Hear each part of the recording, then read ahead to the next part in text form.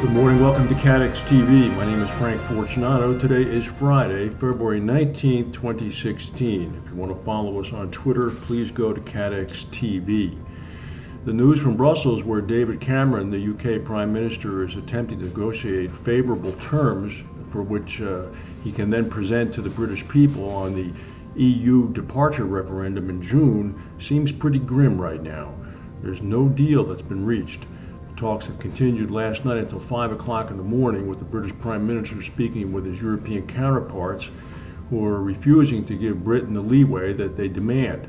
Meanwhile, in the United Kingdom itself, Sir Richard Branson, who is a bit of a folk hero as well as one of the country's wealthiest citizens, has weighed in, saying this would be a very, very, very, very bad move if the British public decides to leave the European Union. There have been no wars in Europe since World War II, and there's been closer economic integration, which has benefited the British people beyond any levels that they know. This is yet to be played out. It's going to be quite something.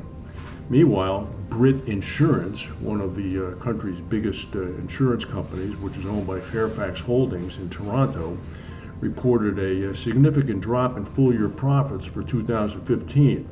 In 2014, their full-year operating profit was $233 million. In 2015, it was down to $92 million. Mainly, this is a result of an investment decrease in investment interest, I should say, from $116 million down to $10 million. This is a result of poor interest rates. Their underwriting profit also dipped about $30 million as well. One thing that might cheer them up, as well as the rest of the industry, is the economic news from the United States. The government this morning reported that the core consumer price index jumped by 0.3% in January, the biggest jump in 5 years. The rising interest rate was attributed mainly to increasing medical costs as well as increasing rents, and the thought is that this could keep the Federal Reserve on track for their gradual interest rate increases that they have planned. It's expected that there will be an interest rate increase at the March meeting. In Seoul, South Korea last night, police raided the Volkswagen head office in South Korea, seizing hard drives and documents as part of their own investigation into falsification of emission data as a result of that software switch on VW cars that has been in the news in the United States as well as in Europe. In Beijing yesterday, the Chinese President Xi Jinping toured the top three state-run media outlets. He met with reporters and editors, went around shaking hands, and at each stop he said that reporters and editors must pledge absolute loyalty to the Communist Party and clearly follow its leadership in thought, politics, and action.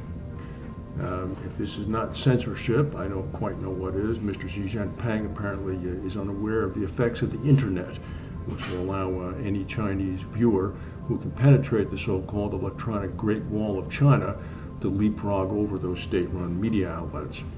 And meanwhile, in Nairobi, Kenya, the government has issued a warning to citizens about 6 lions that apparently have escaped from a nearby wildlife reserve. The 6 lions are apparently wandering around residential areas of the Kenyan capital as we speak. The government ordered residents to report the lions if they are seen and to not attempt to feed them or play with them. That's a warning that not necessarily needs to be given, but it's good that it was given. That's the news for today. If we have any breaking news, we'll come back and tell you. Thank you for watching, and we'll see you on Monday.